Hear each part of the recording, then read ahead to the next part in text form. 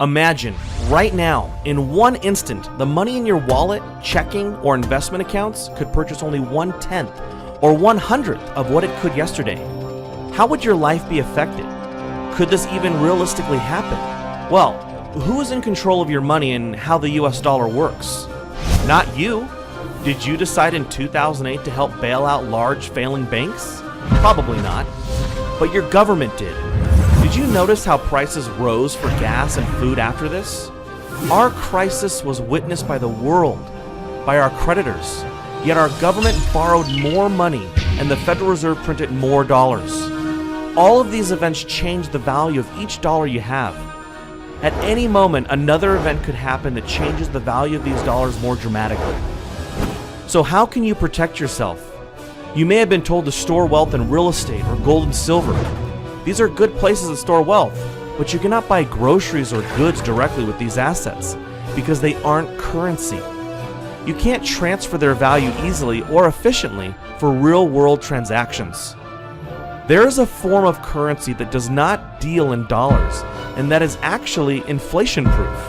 It is the banker's worst fear.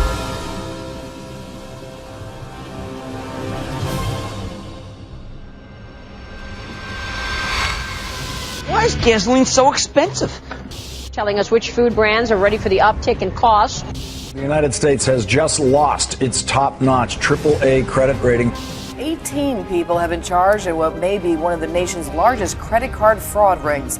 What some are calling fool's gold, it is the virtual currency called is a kind of holy grail of payments. We're asking whether or not this currency really has any longevity, let alone legitimacy. How can I hedge against inflation and other government manipulation? One thing I did was to buy Bitcoin. What are they? I don't really know that much about Bitcoin. Bitcoin is a purely online currency with no intrinsic value. It is digital currency, which you can then use to buy things online. Bitcoin. Bitcoin. Bitcoin. Bitcoin. Bitcoin.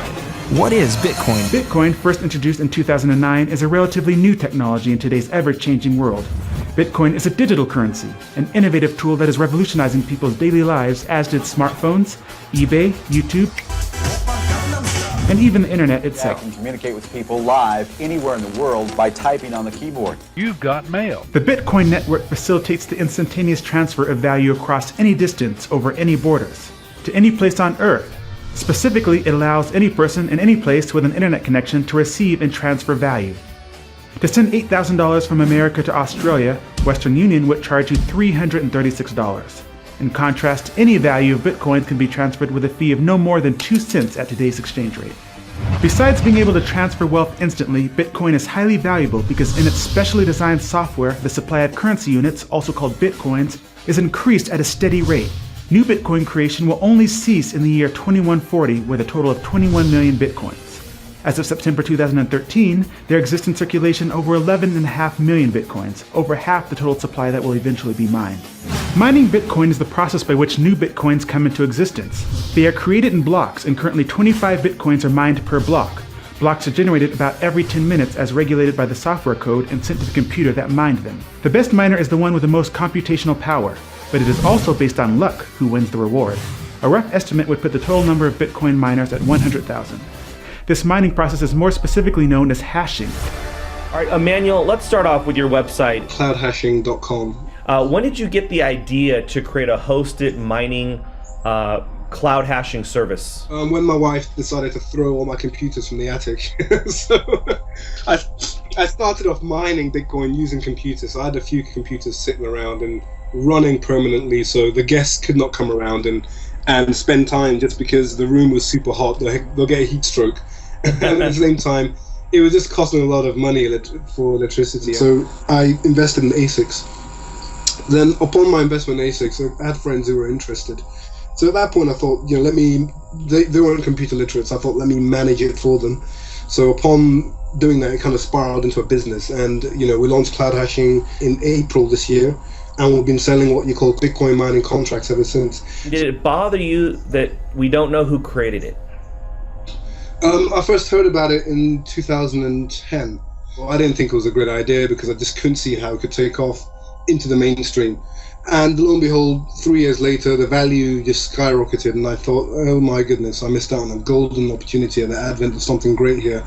I think the very fact that I didn't know who created it kind of raised a lot of questions. I mean, but realistically, that didn't matter. The maths itself and the proof of work concept itself, it's a super secure currency.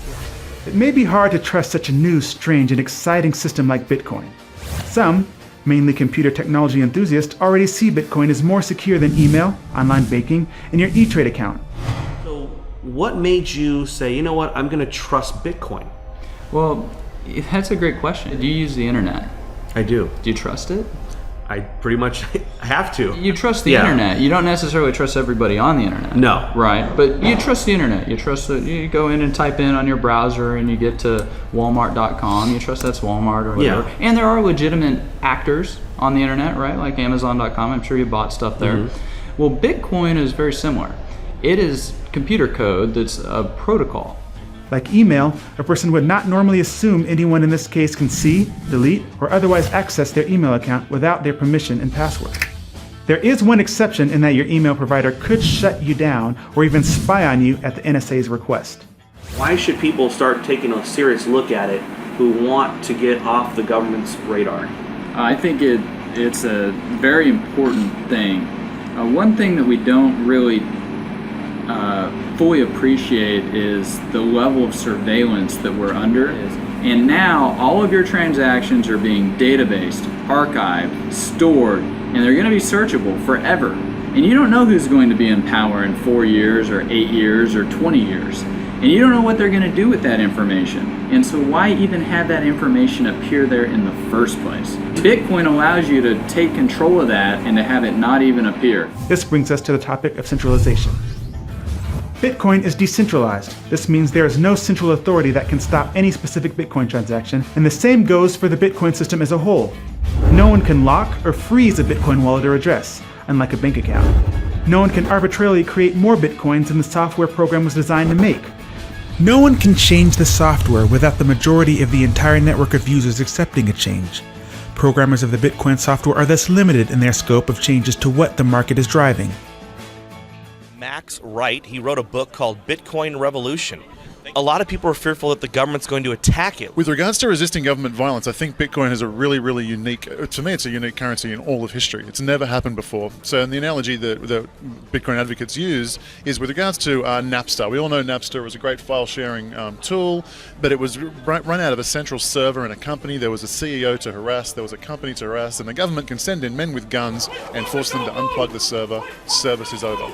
Bitcoin, in the same way BitTorrent solved the problem for Napster, it was decentralized and there was no one to harass. There's no you have to put a policeman in every bedroom in every house in the country or the planet to bring down BitTorrent. So too with Bitcoin. There is no one to harass. There is no CEO. It is a distributed peer-to-peer network that authorizes and guarantees the sanctity of the network. And so for that reason, it is incredibly resilient to violence. And I find it very, very interesting that at a time when we're going to, my expectation is we're going to go through a currency crisis and currency wars like we've never seen before. I'm here with Jim Rickards. He's the author of Currency Wars.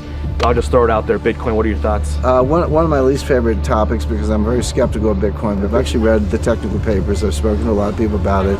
It is cool technology. It's good encryption, the blockchain method of validating, the fact that it's decentralized and dispersed. You can fire a drone missile at a Bitcoin server and it doesn't matter because there's another one over here that's got the blockchain and they can validate. So I understand all that. It's cool stuff and it does attract libertarians and it does attract technophiles. Now that you know what Bitcoin is, you should recognize how digital currency is a threat to the current banking system and institutions. In 2008, bankers profited from the very financial crisis that they created. Imagine you had the opportunity to not participate in a government-monopolized currency system. Bitcoin can be your way out of the corruption. The banks will hate it, but they can't stop it. Bitcoin can solve a multitude of problems. Firstly, inflation. Our current money supply continually grows because it is based on debt and continual government overspending. The US money supply has actually multiplied over 10,000 times in the past 200 years. This explains why purchasing power has significantly lowered. why Coke in 1959 cost a nickel and is now about 20 times that. The supply of bitcoins has only increased at a specific rate that won't change. This means that it is inflation-proof. Bitcoin also prevents theft. If you hold cash, not only would you worry about someone stealing your wallet, but the government has been known to confiscate cash at airports and during police stops. I had an encounter with the TSA, the Transportation Safety Administration, in which they not only wanted to know who he was, who did he work for, how did he get the money that he had on him, and what did he plan on doing with that money? $4,700? Yes, sir. Why do you have all this money? Back in 2012, Mishra's friends, Rajesh and Marina Derry, were driving her cash across country when Nebraska state troopers booked them for speeding. Officers then got permission to search the car. In the back, they found 2 bags filled with cash and arrested the Derrys, believing the money was ill-gotten. You cannot steal bitcoins in a Bitcoin wallet without knowing someone's password. You can copy and store your wallet in an unlimited number of locations and access it from anywhere with internet access, just like email. With Bitcoin, it is much easier to move your money, as we noted earlier. It's also easier to keep your transaction private should you want to remain anonymous from your peers or even the government. Your name is not connected to your Bitcoin address unless you choose to through a third-party service that uses Bitcoin. The government would need to know and control the entire internet to track or stop Bitcoin payments. Lastly, a great benefit for Bitcoin is the ease of starting your own business. You can set up a Bitcoin address to receive money for products or services within seconds, versus trying to comply with all your country's regulations, creating a bank account, etc. You also don't have to worry about fraudulent payments because Bitcoin transactions are irreversible. Your business would not have to pay large fees to credit card companies either. A customer can simply use a cell phone app to send payments to you if your business has a storefront, like a bar or a restaurant. Bitcoin is already accepted on many online websites for products and services including freelance work, donations to organizations, pizza shops, auctions, electronics, web hosting, domain registration, file storage, gambling, music, clothing, graphic design, and even some massive retail outlets like bitcoinstore.com. Alright, I'm going to go to the Bitcoin store, I'm going to purchase a laptop, and I want to show you guys just how easy this is to do. You can have a lot of items on here, but we're going to pick laptops because that's what we need. But you can see you have a lot of different things you can buy: digital camera, desktop PC, webcams, all kinds of stuff you can also search for. But we're looking for a new laptop. And you can see this is just like going to any other store that would accept US dollars. We've got this notebook here, we can add to cart. Here's the cart, proceed to checkout. So just like if you went to Best Buy, you can register or you can just check out as a guest. I'm going to check out as a guest today. We simply input our information. Our next step is our shipping method. The payment method is going to be Bitcoin. Place order. Okay, so we would just scan this with our phone, or we could use view address to pay it. And once you do that, you input that into your Bitcoin wallet, and the transaction is complete. Today is September 22nd, so I guess we'll see how fast they ship it out. Wow, so it's only been 2 days. Free shipping. We ordered it on the 22nd of September, and we received it on the 24th. You've got all your accessories, brand new. Yeah, same price as Amazon. I didn't pay anything extra for it. It's perfect. That was easy. Let's see what else I can do with Bitcoin. All right, so I'm on bitmit.net and I'm going to sell my old TV. A lot of my friends and stuff were giving me crap, so I ended up getting this new TV. I've had this TV for, 10 years now. It's a 62-inch. Sweetheart, some Africans from Ghana want to buy our TV with Bitcoin. Over 1,000 people attended the Bitcoin conference in San Jose, May 2013. The Bitcoin Forum has over 100,000 members discussing Bitcoin. Payment processor BitPay currently has thousands of merchants using their services to accept Bitcoin payments on their websites. As of September 2013, the value of Bitcoins created has reached $1.5 billion as determined by the free market. Bitcoin seems to be growing at a rapid rate, maybe even outpacing the government's ability to regulate it. When the Financial Crimes Enforcement Network of the Department of the U.S. Treasury announced that virtual currencies are subject to the same rules as other currencies, the price didn't crash. In fact, it went up from there, as if attempts to regulate Bitcoin don't matter.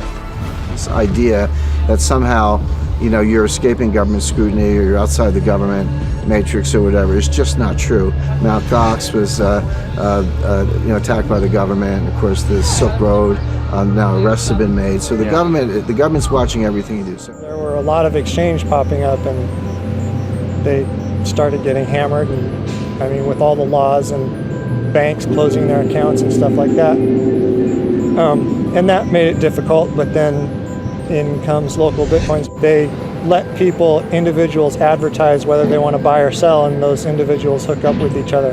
And that's making it a lot easier. Buying Bitcoin is getting easier. Selling it, I guess, is getting easier too. There's no reason in the world that a privately issued currency couldn't be issued and serve maybe even better, because it's totally beyond the temptation of politicians to start meddling with the rules. Yeah. It's beyond the reach of political temptation. Now, picture a world where you are in control of your money, where you're free to spend any amount, small or large, anywhere in the world, and your identity is safe. Your money cannot be diluted by government creating it out of nothing and then giving it away to banks, special interests, towards wars, or in foreign aid. You can help stop selfish banking interests. You can shape your destiny. And we don't even have to end the current system. We just merely need to bypass it.